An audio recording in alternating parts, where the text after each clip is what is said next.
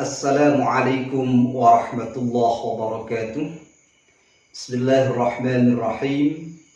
Alhamdulillahirabbil alamin. Assalatu wassalamu ala asyrafil anbiya'i wal mursalin sayyidina wa habibina wa maulana Muhammadin wa ala alihi wa ashabihi ajma'in, amma ba'du. Kaum muslimin dan muslimat pecinta TV Mutiara 99 rahimakumullah. Kesempatan kali ini saya ingin membahas tentang seorang makmum mengetahui batalnya imam, baik mengetahuinya di awal atau di tengah atau di belakang. Maksudnya setelah selesai sholat. Berikut juga konsekuensinya. Apa yang harus dilakukan makmum ketika mengetahui imamnya batal? Apakah makmum harus mengulangi sholatnya atau tidak harus mengulangi sholatnya? Apakah makmum harus niat berpisah kalau mengetahui di tengah? Untuk mengetahui hal ini, mari kita kaji bersama tentang hal-hal yang mencegah sahnya bermakmum. Pertama, seseorang tidak boleh bermakmum kalau makmum itu tahu sholatnya imam itu batal. Itu tidak boleh. Ini yang pertama. Baik batalnya tadi sebab hadas atau najis. Umpamanya makmum tahu imamnya hadas atau ada najis di bajunya, maka makmum tidak boleh bermakmum kepada imam yang ia telah tahu bahwasanya imamnya sholatnya batal. Kemudian yang kedua, makmum yang cakap bacaan Al-Fatihahnya tidak boleh bermakmum kepada orang yang tidak cakap dalam membaca Fatihah. Yang dimaksud cakap di sini, kalau bahasa Arabnya adalah qari, sedangkan yang tidak cakap maksudnya adalah ummi. Ummi adalah orang yang tidak cakap dalam membaca Fatihah. Artinya bacaan Fatihahnya dapat merubah makna ayat atau surat Al-Fatihah itu sendiri. Kemudian makmum laki-laki tidak boleh bermakmum kepada seorang perempuan. Kemudian makmum juga tidak boleh bermakmum kepada makmum. Jadi ada makmum bermakmum kepada orang lain, makmum ini tidak boleh dijadikan imam oleh makmum berikutnya. Jadi imamnya siapa? Ya yang paling terdepan, bukan yang di depannya, orang yang paling terdepan. Andaikan sofnya itu banyak. Jadi imamnya orang yang ada di paling depan, bukan yang ada di depannya. Kalau bermakmum kepada orang yang di depannya, sedangkan orang yang di depannya itu statusnya makmum, maka makmum atau jamaah orang yang seperti ini tidak sah. Tidak sah. Kemudian makmum, imam harus tidak kafir, harus muslim. Artinya makmum tidak boleh bermakmum kepada orang kafir. Selanjutnya, makmum juga tidak boleh bermakmum kepada imam yang gila. Apa yang saya sebutkan ini adalah termasuk hal-hal yang mencegah sahnya bermakmum, demikian pula sholatnya makmum tidak sah. Ya.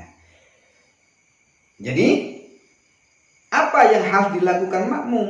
Andai kata apa yang saya terangkan barusan ini terjadi kepada makmum tersebut. Nah, kalau makmum mengetahui dari awal, makmum tetap bermakmum kepada makmum yang memang kepada imam yang memang sudah tidak memenuhi syarat untuk dijadikan imam, maka otomatis makmumnya maksudnya sholat makmum ini batal. Nah, lantas bagaimana kalau mengetahui di tengah-tengah? Dalam kitab Al-Minhajul Qawim dijelaskan, walau shalla insanun khalfa akhar wa huwa yadhunnuhu ahlan li imamati summa tabayyana fi asna'is shalah aw ba'daha annahu la yasihhu al-iqtida'u bihi bimani'in yumkinu idraku bil bahsi anhu ka'an bana kufruhu walau birtidadin aw bizindiqatin aw jununuhu aw kaunuhu imra'atan aw ma'muman aw ummiyan aw alaihi najasatun zahiratun a'adaha.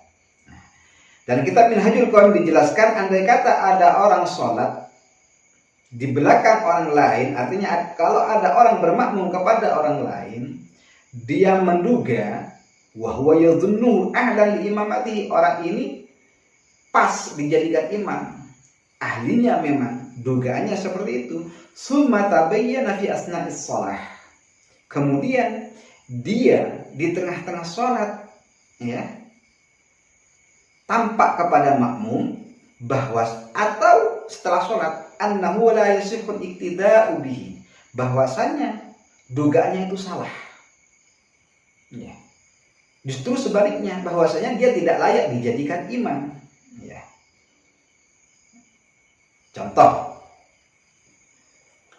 ka'an bana kufruhu, seperti tampaknya kekafiran seseorang, walau birtidadin au bizindiqatin, sekalipun kafirnya ini disebabkan murtad atau zindik ya, au jununuhu, atau gilanya imam. Ada orang gila, menurut orang-orang itu gila, kemudian terkesan kayak orang sholat di masjid, kemudian ternyata orang gila. Nah, seperti itu.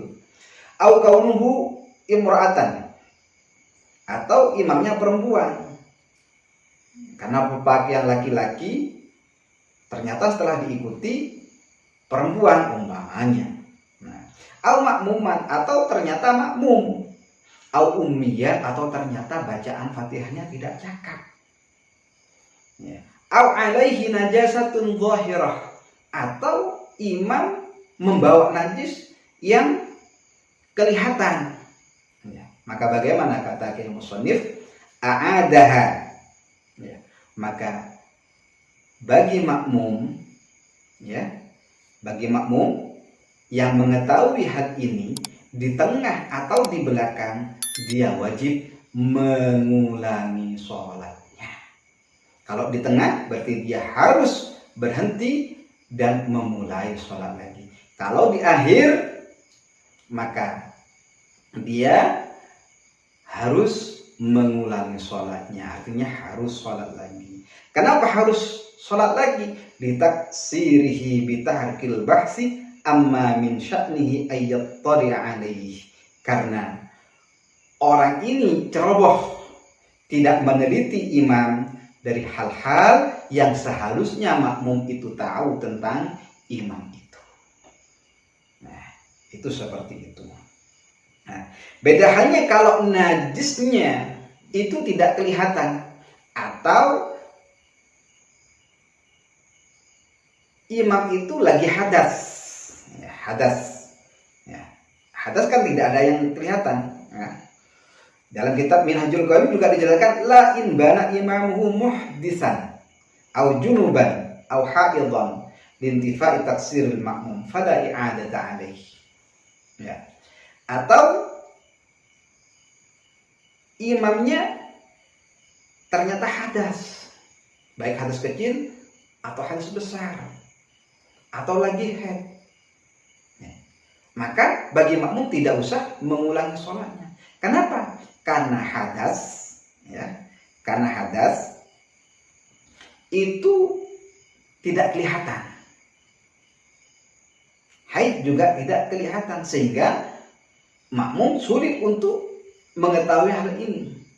Andaikan setelah sholat pun seorang imam memberitahu bahwasanya dia kondisinya ketika sholat seorang imam ini lagi hadas, maka bagi makmum tidak wajib mengulangi sholatnya. Demikian pula ketika imam membawa najis ketika sholat, tapi najisnya tidak tampak kepada makmum. Bisa jadi najisnya ada di dalam baju, atau najisnya najis hukmiyah. Maka bagi makmum yang mengetahui sholatnya imam batal seperti ini, kalau dia tahu di tengah-tengah sholatnya, maka makmum yang seperti ini harus mufaraqah dari imam dan melanjutkan. Contoh, ketika sholat ternyata imam bawa najis, yang tahu imam karena ada di dalam bajunya, kemudian imam berhenti, oh baju saya itu najis. Nah, kemudian imam kasih tahu bahwasanya bajunya najis kepada makmum, maka seketika itu makmum harus niat mufaraqah dari imam dan melanjutkan sholatnya. Andaikan makmum tahunya setelah sholat, selesai sholat, imam kasih pengumuman bahwasanya sholat saya tadi tidak sah, umpamanya karena saya najis, atau saya lagi hadas, atau saya lagi junub, atau saya lagi haid ternyata, seperti itu. Maka bagi makmum tidak wajib mengulangi sholatnya. Demikian kaum muslimin dan muslimat, jika ada kritikan atau pertanyaan bisa ditanyakan di kolom komentar atau ditanyakan melalui WA kami yang akan saya sampaikan atau akan saya catat di deskripsi channel YouTube kami. Demikian, kurang lebihnya mohon maaf. Wallahu a'lam bishawab, wabillahi taufiq wal hidayah. Wassalamualaikum warahmatullahi wabarakatuh.